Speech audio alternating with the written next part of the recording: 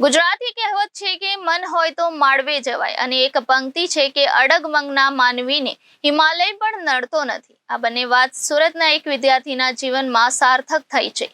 એક જ હાથ નહીં અને બીજા હાથમાં અંગૂઠો જ, તેમ છતાં જાતે જ પરીક્ષા આપીને ઉચ્ચ પરિણામ લાવી પ્રેરક ઉદાહરણ પૂરું પાડ્યું છે.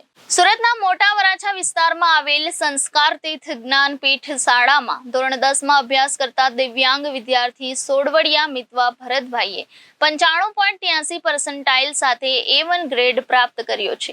મિતવાને 2013માં રમતી વેળા વીજ કરંટ લાગ્યો હતો, જેના કારણે તેનો જમણો હાથ કાપવો પડ્યો હતો. એટલું જ નહીં, ડાબા હાથની 4 આંગળી પણ કાપવી પડી હતી, જેના કારણે ત્યારે તે હતાશ થઈ ગયો હતો. પણ હીરાના કારખાનામાં કામ કરતા પિતા તેમજ પરિવારમાં માતા સહિતની પ્રેરણાથી મન મજબૂત કર્યું. ધોરણ 10માં સ્કૂલના યોગદાન, માર્ગદર્શન અને પોતાના દ્રઢ મનોબળ વડે A1 ગ્રેડ પ્રાપ્ત કરી જ્વલંત સફળતા પ્રાપ્ત કરી છે. મહત્વનું છે કે એણે કોઈ લહ્યા વગર પણ પેપર જાતે લખી આ સફળતા મેળવી છે. મિતવા ચિત્રલેખાને કહે છે કે હું પહેલેથી જ ડાબેરી હતો અને મારો ડાબો હાથ સલામત હતો, પણ એમાં આંગળી એક પણ ન હતી, તેથી લખવામાં તકલીફ પડતી. ધોરણ 10માં સ્પીડ જરૂરી હોવાથી આખું વર્ષ સ્પીડ વધારવા દરરોજ 2 કલાક લેખન કરતો, જેને કારણે એમાં રિવિઝન પણ થઈ જતું. મિતવા અંગૂઠો અને હથેળીનો સહારો લઈને લખે છે અને હવે તેને ખૂબ મહેનત કરીને કલેક્ટર બનવાની ઈચ્છા છે. મારું નામ ગિરીશ ખોયાણી.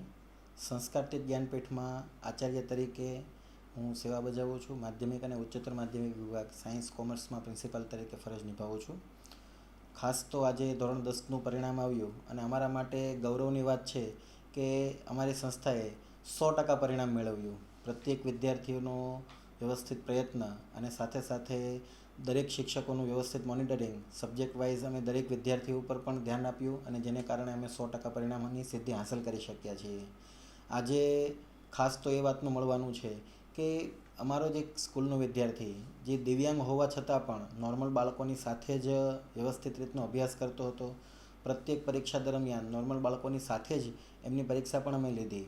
ખાસ કરીને બોર્ડમાં એવું હોય છે કે દિવ્યાંગ બાળકો માટે વિશેષ સમયની જોગવાઈ છે, પરંતુ પહેલેથી જ મિતવાને સોડવડિયા મિતવા ભરતભાઈ આ વિદ્યાર્થીને મેં પહેલેથી જ ટ્રીટમેન્ટ આપી કે આપણે માનસિક રીતે પણ સ્ટ્રોંગ બની અને વ્યવસ્થિત રીતનો અભ્યાસ કરવો છે અને સારામાં સારું પરિણામ મેળવવું હશે તો બધા બાળકોની સાથે જ આપણે એક્ઝામ આપવી છે અને તેથી આ બાળકે પણ વ્યવસ્થિત રીતની એક્ઝામ આપી.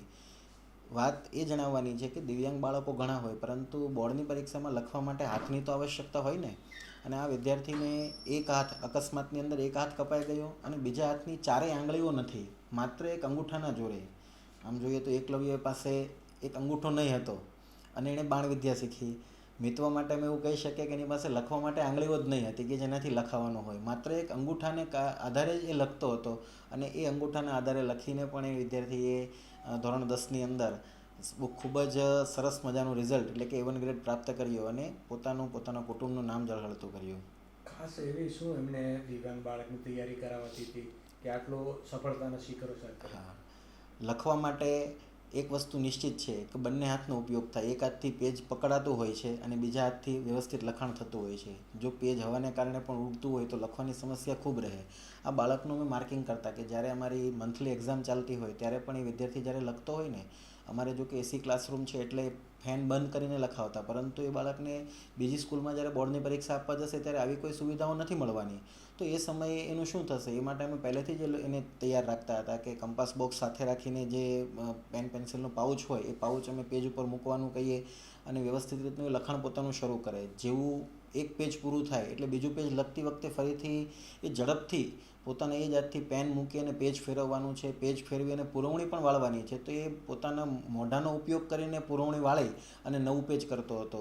બોલતી વખતે જેટલું સરળતાથી આપણે બોલીએ ને, એકચ્યુઅલ આવા બાળકો માટે કરવું એટલું જ અઘરું હોય છે, પરંતુ આના માટે સતત પ્રેક્ટિસ જોઈએ અને આ પ્રેક્ટિસ માટે નિયમિતતાપૂર્વક ખંતથી કામ કરી શકે ને આવો ઉત્સાહ પણ બાળકમાં હોવો જોઈએ અને એ ઉત્સાહ અમને મિતવાની અંદર દેખાણો. એને શું ભણવાની ઈચ્છા છે? મિતવા પોતે કલેક્ટર બનવાની ઈચ્છા ધરાવે છે અને અમારી પણ શુભેચ્છાઓ છે કે ચોક્કસ એ દીકરો આગળ આવીને પોતાની ઈચ્છા પૂરી કરશે જ તે. તમારું નામ? દયાબેન ભરતભાઈ સોડવડિયા. દયાબેન, તમારા દીકરા મિતને ક્યારે દુર્ઘટના થઈ અને કેટલા દિવસ હોસ્પિટલમાં રાખવા પડ્યા? દુર્ઘટના 2013માં દુર્ઘટના બની હતી અને 2 મહિના ને 21 દિવસ અમે હોસ્પિટલે દાખલ થતા. ત્યારે શું લાગતું હતું કે કેમ મિતનું શું થશે ને આજે પરિણામ આવ્યા તો કેટલી ખુશી છે? ત્યારે તો એમ થતું હતું કે હવે ભગવાન આને કંઈક મુક્તિ આપે તો સારું, અને અત્યારે તો એટલો આનંદ થાય છે કે આ મોટું રિઝલ્ટ લઈ આવ્યો એમ A ગ્રેડ લાવ્યો હાથ નથી છતાં. એક વખતે પીડા અસહ્ય થતી હતી ત્યારે તમને શું લાગતું હતું? ત્યારે તો એમ થતું હતું ભગવાન આનો કંઈક છુટકારો આપે તો સારું એમ. અને આજે જ્યારે આજે તો એટલું ખુશ છું કે A ગ્રેડ લાવ્યો એમ.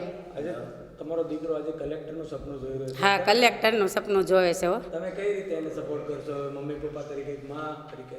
મા તરીકે હવે એને એટલો ઉત્સવ છે તો મને એટલો ઉત્સવ હોવો જ જોઈએ ને કે બધો સપોર્ટ મારે દેવો જ પડે ને એને એમ.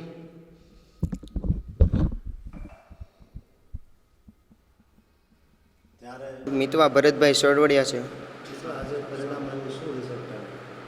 આજે મારે એક તો A1 ગ્રેડ આવ્યો અને 95.82% આવ્યા.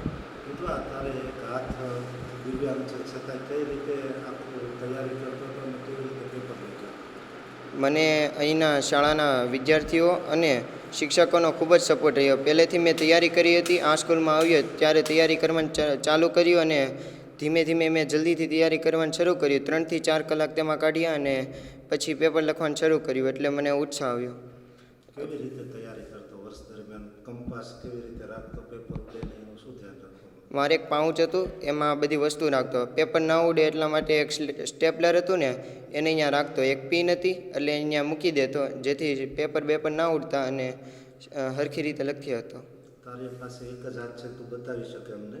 એક હાથ હોવા છતાંય તે કઈ રીતે આખી મહેનત કરી, કઈ રીતે લખ્યું અને કેટલી સ્પીડ રહેતી સામાન્ય બાળકો કરતાં? મારે શરૂઆતમાં તો સ્પીડ નહોતી, પણ ધીમે ધીમે મેં દીના 3 થી 4 કલાક લખવામાં અને વાંચવામાં કાઢ્યા જેથી મારી ધીરે ધીરે સ્પીડ વધી અને ધીમે ધીમે બધું યાદ રાખવા માંડ્યો જેથી મને શાંતિથી લખતા ફાવ્યું અને સ્કૂલવાળાનો ખૂબ જ સપોર્ટ રહ્યો જેથી હવે આગળનો શું તમારો ગોલ શું છે? ભવિષ્યમાં શું બનવાની ઈચ્છા છે? મારે ભવિષ્યમાં કલેક્ટર બનવાની ઈચ્છા છે. Reporter Arvind Rathod, Janadesh news, Surat.